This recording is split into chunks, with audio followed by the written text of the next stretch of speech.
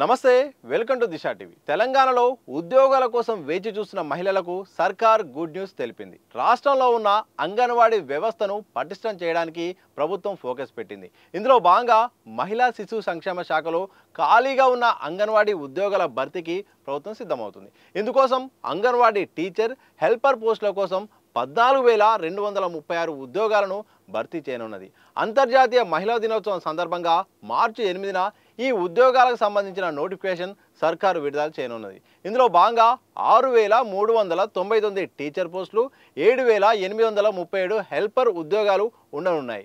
ఇక అర్హతల విషయానికి వస్తే మాత్రం గతంలో 10th క్లాస్ అనేది అర్హత ఉండేది. కానీ ఈసారి కేంద్ర ప్రభుత్వం నిబంధనలు మార్చిన కారణంగా ఇంటర్ను అర్హతగా నిర్ణయించారు. ఈసారి ఇంటర్ తప్పనిసరిగా చేయాల్సిన అవసరం అయితే ఉంటుంది. ఇక వయసు విషయానికి వస్తే మాత్రం 18 ఏళ్ల నుండి 35 ఏళ్ల వయసున్న స్థానిక వివాహిత మహిళలకు మాత్రం అర్హత కల్పిస్తూ కూడా నిబంధనలో పేర్కోవడం జరిగింది.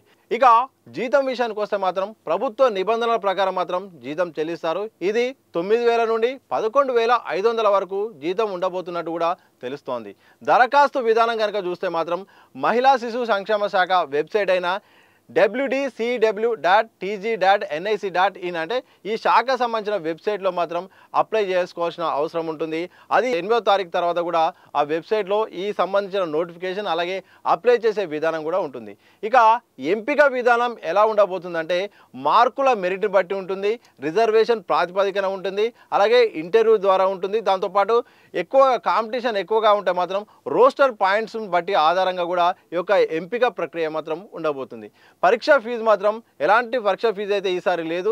ఉచితంగా సొంత జిల్లాల్లో ఉన్న మహిళలు అప్లై చేసుకొని కూడా ఉద్యోగం పొందే అవకాశాన్ని మాత్రం ఈసారి రాష్ట్ర ప్రభుత్వం అయితే కల్పిస్తోంది.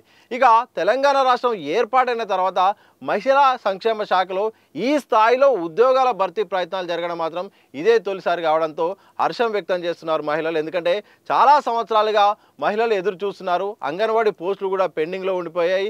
ఇక ఆ వ్యవస్థ కూడా కొంచెం కుంటుబాటు అయ్యే పరిస్థితుల్లో మాత్రం ప్రభుత్వం ఫోకస్ పెట్టడంతో ఇక పెద్ద ఎత్తున మహిళలు కూడా ఎదురు చూస్తున్నారు.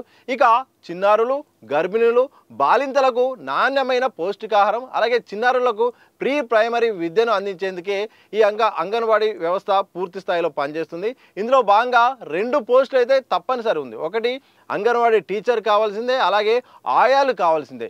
ఈ ఇద్దరు కూడా అంగన్వాడీ వ్యవస్థను నడిపించడం ముఖ్య పాత్ర వహించడంతో ఈ 2 పోస్టులను కూడా ప్రధానంగా తీసుకొని నోటిఫికేషన్ అయితే విడుదల చేయబోతుంది.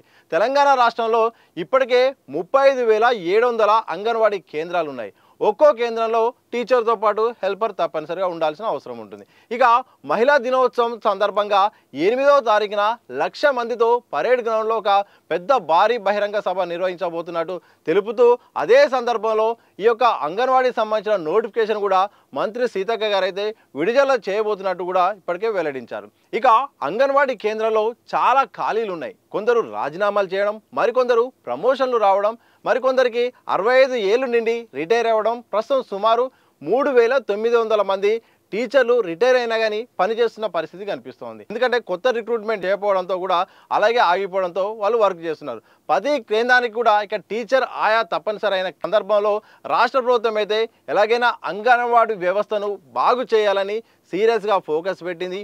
అందులో భాగంగా ఇక పూర్తి స్థాయిలో ఈ యొక్క నోటిఫికేషన్ విడుదల చేస్తే రిక్రూట్మెంట్ అయితే పూర్తి స్థాయిలో జరిగి కూడా అంగన్వాడీ వ్యవస్థ బాగుండడం, పౌష్టికాహారం అలాగే మహిళలకు, పిల్లలకు కూడా మేలు చేసి సంక్షేమ పథకాలను కూడా ప్రజల్లోకి తీసుకెళ్లే ఉద్దేశంతో మాత్రం సర్కారు ముందుకెళ్తుంది. ఓ రకంగా చాలా కాలంగా పెండింగ్లో ఉండి ఇంత భారీ స్థాయిలో నోటిఫికేషన్ రావడం పట్ల కూడా మహిళా లోకం కూడా సంతోషపడుతుంది. సర్కారు కూడా నోటిఫికేషన్ సిద్ధమవుతుంది. ఏదేమైనప్పటికీ మార్చి 8వ తారీఖున అంతర్జాతీయ మహిళా దినోత్సవం సందర్భంగా ఈ యొక్క అంగన్వాడీ సంబంధించిన పోస్టుల భర్తీ మాత్రం ఉండబోతుంది.